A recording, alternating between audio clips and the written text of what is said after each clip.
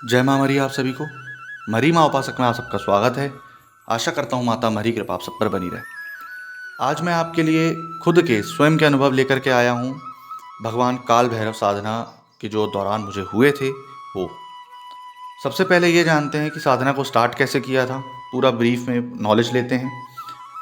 शनिवार अमावस्या से साधना चालू करनी रहती थी, तो मैंने अमावस्या का दिन चुना क्योंकि अमावस्या का दिन मुझे करीब लगा। उसके बाद सबसे पहले निमंत्रण देना होता है। क्योंकि मुझे निमंत्रण देना था तो मैंने शमशान से उनको निमंत्रण दे करके लाया। मेरे घर में भगवान काल भैरव की मूर्ति है, उनमें उनको स्थापित करा। स्थापित करने के बाद विधिवत पूजन अर्चन, सुबह से उनको नहलाना धुलाना, उनका श्रृंगार करना, कपड़े पहनाना, ये सारी चीज़ करी। उनके बाद टीका करा, टीका करके उनको भोग लगाया। भोग पूरा सात्विक, तामसिक नहीं था, सात्विक। पूरा सात्विक लगा करके, शराब चढ़ा करके, मिट्टी के प्याला उनको पिला करके, सारी चीज़ करके फिर उसके बाद मैंने अपना आसन बांधा। आसन बांधने के बाद शरीर बांधा। शरीर बांधने के बाद क्षेत्र बांधा। क्षेत्र बांधने के बाद संकल्प करा। संकल्प करने के बाद संकल्प का पानी पी करके गणेश मंत्र, ये रक्षा मंत्र, गुरु मंत्र, सर्वकार्य साधन मंत्र, ये सारे मंत्र किए मैंने। तब तक तो मेरे को पहले दिन में कोई एक्सपीरियंस नहीं, ठीक, क्योंकि मैंने जो संकल्प लिया था वो 1.25 लाख का था। 1.25 लाख मंत्र जाप करूँगा और भैरव भैरवी संपुटित मंत्र थे उसमें, काल भैरव जी के। तो उसमें काल भैरव और काल भैरवी जो उनकी अर्धांगिनी है, उनको मैंने मंत्रों का उच्चारण से प्रसन्न किया था। अब उसके बाद जब मैं मंत्र जाप करता रहा, एक दिन ऐसे ही निकलता चला गया, दूसरा दिन ऐसे ही निकलता चला गया। कमर में बहुत तेज़ दर्द होने लगा बैठे बैठे। माला खिसकनी बंद हो गई, हाथ पूरे जाम पड़ने लगे। कारण ये था क्योंकि जब भी हम साधना करते हैं तो उसके पहले 15 या 20 दिन पहले मेडिटेशन करना चालू कर देना चाहिए। मैंने वो मेडिटेशन करना चालू नहीं किया था। अब संकल्प तो ले लिए हैं, अगर साधना खंडित करते या मंत्रोच्चारण नहीं करते, जैसे प्रतिदिन का मान लो 21 माला का संकल्प लिया, 21 माला नहीं करते, ठीक, तो आगे के लिए दूसरे दिन के लिए भारी पड़ता। और जब आज नहीं कर पा रहे तो दूसरे दिन कैसे करोगे, मतलब साधना खंडित होगी, छूटेगी, और उसके दुष्परिणाम भगवान काल भैरव, माता काल भैरवी, ये सब तो बड़े तेज हैं देने में। अब इस बात के डर से जैसे तैसे 2 से 3 दिन निकले। चौथे दिन ये होता है कि जैसे ही मैं, क्योंकि क्या करता था, मंत्र जाप करने के बाद अष्टकम का पाठ करता था। तो चौथे दिन क्या होता है, जैसे ही मैं मंत्र जाप करने बैठता हूँ तो मुझे दिखाई कुछ नहीं देता है, लेकिन पैरों के नीचे जो थाई होती है, ठीक, थाई का पिछला वाला पार्ट जो है, उसमें वाइब्रेशन चालू होता है। वाइब्रेशन, मैंने सोचा ऐसे ही होगा, ये क्या है, तो ये पता चलता है कि ये उनका वेग है, जो कि एक छोटा सा क्षणिक मात्र प्रकाश है। उसके बाद मैंने आपको कई बार वीडियो भी डाला है भगवान काल भैरव की मूर्ति का। वो मूर्ति जब भी मैं देखूं तो मुझे ना क्या होता था, उनकी आंखें हिलती डुलती दिखाई दें और आंखें ऐसा लगे कि वो बाहर टपक जाएंगी गिर के, जैसे बहुत गुस्से में कोई आंखें निकालता है। तो मैंने ये सोचा हेलुसिनेशन होगा। हेलुसिनेशन एक ऐसी बीमारी है जो नहीं होता है, वो आपको दिखता है, वो आपकी इमेजिनेशन से होता है, ऐसा ओवर थिंकिंग या इमेजिनेशन से। तो मुझे ये लगा कि हेलुसिनेशन होगा। मैंने डॉक्टर को दिखाना चाहा, फिर डॉक्टर ने बोला नहीं, तुम वेल इनफ हो, गुड हो, सारा बॉडी जो फिट है तुम्हारी, तो ये ऐसा कुछ नहीं है। मैंने टेस्ट वगैरह उसके पास किए। फिर मुझे, क्योंकि देखो कोई भी चीज़ जब भी हम साधना करते हैं तो कोई भी चीज़ को प्रैक्टिकल सोच लो कि हाँ भाई ये हो रहा है तो क्यों हो रहा है, नहीं हो रहा है तो क्यों हो रहा है, ऐसा। फिर 5वें से 7वें दिन के अंदर मेरे को उनकी बॉडी हिलते दिखाई देना चालू हुई। बॉडी हिलते दिखाई देना मतलब ये पहले लेफ्ट को जाए फिर राइट को, जैसे श्रिंक होती है बॉडी, कपकपाती है, फूलती है उनकी, तो वैसे मेरे को बॉडी दिख रही थी। जब ये सारा कुछ दिखने लगा तो मैंने बोला ये क्या है। अब वो जब मूर्ति छोटी है, वो धीरे से फूले तो बड़ी सी दिखे, उग्र सी दिखे, ठीक। अब मेरी हाइट बैठने से वो मेरे सर के कम से कम 1-1.5 फीट ऊपर, अब वो और ऊपर से दिखे, तो मुझे ये लगने लगा कि ये बहुत भयानक सी चीज़ है। कभी भी मैं जाप करने बैठूं तो कुछ माला हो, हवा इतनी तेज चलने लगे कि जैसे मूवीज़ में होता है, दिया ना बुझे बस वो हवा चल रही है। कई बार ऐसा हो कि लाइट अपने आप गोल हो जाए, लाइट अपने आप बंद हो जाए। बाहर बैठ के करता हूँ क्योंकि मैं, अब जब वो लाइट बंद हो जाए तो और ये डर लगे कि कर कौन रहा है ये, लेकिन निडर होके बैठना पड़ता है साधना में। जब 13वें से 14वां दिन आता है तब उनके दांत दिखना चालू होते हैं। जो उनकी फेस की स्माइल है मूर्ति में आप लोगों ने देखा होगा, वो दांत दिखना चालू होते हैं। वो दांत के जैसे वाइट दांत हैं लेकिन वो काले काले दिखना चालू होते हैं। ऐसा लगता है उससे खून का रिसाव हो रहा हो, टपक रहा हो। वो जो श्वान की भी फोटो है इतनी सी है ना, श्वान की फोटो देखी होगी आपने, मूर्ति जो रखी है श्वान की कितनी छोटू सी है, छोटे से हैं वो, लेकिन वो ना ऐसा लगे वो गुर्रा रहा है। और जब भी मैं साधना करने बैठूं, अगर मान लो मैं 8 बजे भी बैठ रहा हूं तो घर के पास आस ना कुत्ते आकर के भौंकने लगते। सपने में काले कुत्ते दिखना, एक मरी हुई लड़की दिखना, कुत्ते मेरे को नोच रहे हैं, चाट रहे हैं, मार रहे हैं। वो जन्म से लेकर मृत्यु तक का दिखा दे रहे हैं कि कोई मेरा नहीं है, सब पराए हैं, सिर्फ मैं ही हूँ जो हूँ, ऐसा। उसके बाद जब 17वें से 21वें दिन के बीच एक ऐसा अनुभव होता है कि मेरा दिल दहल जाता है। पैर जो होते हैं उनके, जो रखे हुए हैं, वो पैर नीचे से धम से आवाज़ आती है और वही आवाज़ मेरे को अपने छत के फ्लोर से सुनाई देती है। मैंने छत पर जाकर देखा, टेरेस में कोई नहीं था।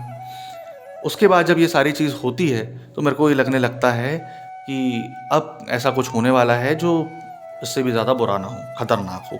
ऐसा जब 21वें से 25वां दिन पड़ता है तो काल भैरव अष्टकम स्तोत्र करता हूँ, क्योंकि मैं कोई भी साधना के बाद, मैं किसी की भी साधना करूँ, माता दुर्गा हो चाहे कुछ भी हो, मेरा काल भैरव अष्टकम बंधा हुआ है करना, ठीक। तो वो जब मैं करता हूँ तो मेरे को किलकारी की आवाज़ सुनाई देती है, जैसे कोई बंदा है किलकारी मार रहा हो। 35वें दिन की बात है जो मेरे को दर्शन हुए थे। ब्रह्मचार्य का पालन, सफ़ेद फल खाना, खिचड़ी से मतलब अपना उपवास खोलना, सिर्फ खिचड़ी ही खिचड़ी लेना, सात्विक, बिल्कुल सात्विक, सिर्फ उनको शराब का भोग देना, पान बतासे लौंग लाई ये सारी चीज़ देना, लेकिन खुद उस चीज़ में मगन रहना। स्कूल जाना, घर आना, कहीं भी जाना तो बस उनका नाम रटते रहना। 35वें दिन जो दर्शन हुए, मतलब ये दर्शन बहुत बड़ी चीज़ थी। वीडियो के अंत में जो अब लोग रुके हुए हैं उनके लिए है कि एक्चुअली काल भैरव दिखते कैसे। आप लोगों ने कितने बड़े पैर देखे हैं लोगों के। मैंने मतलब कम से कम मेरा अनुमान है 7 से 13 फीट का एक पैर देखा है, सिर्फ चौड़ाई में उनका, और सोने की रिंग डली है उस पर, पायल, गजब बड़े बड़े घुंघरू लटक रहे हैं। वो पैर इतना ऊपर जा रहा है कि मैं देख नहीं पा रहा हूँ कुछ, उनका चेहरा नहीं दिख रहा है। एक लड़की अगर केश कांति लगाए तो कितने बड़े बाल हो जाएंगे, उसके हिप्स के नीचे तक हो जाएंगे, कमर के नीचे तक हो जाएंगे। इनके बाल पैरों को नीचे छू रहे, सड़े मरे हुए मुर्दे की बदबू आ रही आजू बाजू से, ऐसा लग रहा मैं घर पे नहीं शमशान में बैठा हूँ। एक ऐसी भीनी खुशबू कि इन्होंने पता नहीं कौन सा इत्र लगाया, पता नहीं क्या जादू किया, क्या इत्र लगाया, क्या सुगंध रही उसमें। जब वो नीचे गिर रहे थे, बाल उनके लटके हुए थे, देखते छवि बन रही थी, चेहरा दिखा ही नहीं। मूंछ ऐसी दिख रही थी कि मूंछ के बाल बहुत नीचे लटके हैं, ठीक, मतलब मूंछ के बाल बहुत ज़्यादा नीचे लटके हैं, इनके स्तन के नीचे तक।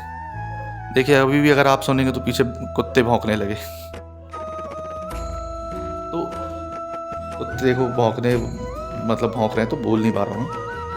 तो नीचे तक, इनके स्तन के नीचे तक कुछ मूंछ के बाल लटक रहे, और उसके बाद जो मूंछ इनकी ताव दे रही, वो मैंने पढ़ा था स्वर्ग लोक तक इनकी मूंछें जाती थी। वो मैंने लिटरली देखी। काला इंसान, बिल्कुल सिर्फ काले के अलावा कुछ नहीं, बेड़ी पैरों पे।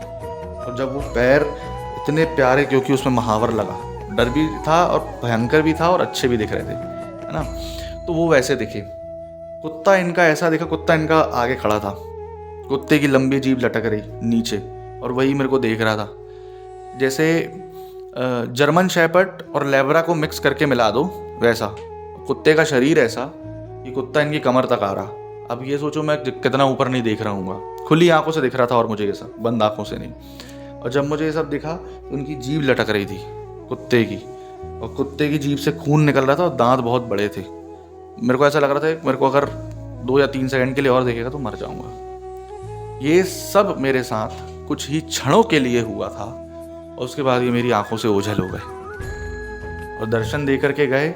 उसके बाद से न जीवन जीने की इच्छा बची, ना मरने का गम बचा।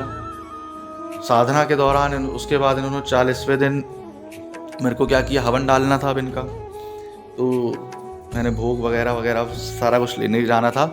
हाईवे से निकल रहा था, पीछे से अच्छी ज़ोरों से बस आई, और वो बस मेरे को अगर कुचल देती तो मैं आज लेट लग जाता मेरे नाम के आगे, ऐसा हो जाता। लेकिन उन्होंने वहाँ बचा लिया। 2-3 बार इन लोगों ने साधना के दौरान मेरे को मौत से बचाया और मौत दिखा दी। 41वें दिन फिर एक ऐसा चमत्कार हुआ कि मैंने पात्र में शराब लगाई इनको। तो मैंने बोला, बाबा आप तो शराब पीते नहीं हैं, ऐसा नहीं हो सकता कि चढ़ी हुई हम भी ले लें ऐसा। तो एक्चुअली उस टाइम क्या हुआ कि वो शराब ना कम होने लगी अपने आप, जो कि मिट्टी का पात्र शराब एवेपोरेट होने में, वाष्प बन के उड़ने में कम से कम 2 घंटा तो लेगा, 1 घंटा तो लेगा, लेकिन वो 2 से 3 मिनट के अंदर पूरी शराब गायब। अच्छा गहरा मिट्टी का पात्र था जबकि वो गायब। उसके बाद बुझी हुई सिगरेट जो लगाता था मैं 2 जोड़ा, वो अपने आप जल जाए, है ना, मतलब सुलगते बुझ जाती है ना अपने आप, हवा चले भी नहीं तो भी, ये सारी चीज़ होने लगी। तब पता चला कि हाँ इनकी कृपा अब आ रही है, प्रसन्न है बाबा। शमशान जाओ तो वहाँ से खुशबू आने लगती है इनकी, अजीब सी खुशबू रहती है, मैं उसको बयान नहीं कर सकता वर्ड्स में, है ना।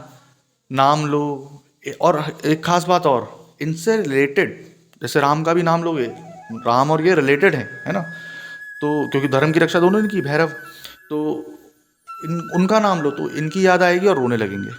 ये होने लगा। तो फिर मैंने बोला कि क्या कैसा है, तो सब उन्होंने बताया कि हाँ कृपा है, कृपा के कारण ही सारा कुछ चल रहा है। तो ये रहा मेरे भैरव साधना का अनुभव। तो आशा करता हूँ आपको ये जानकारी पसंद आई होगी। भैरव भैरवी संपुटित मंत्र साधना के अनुभव की। जय मां मरी।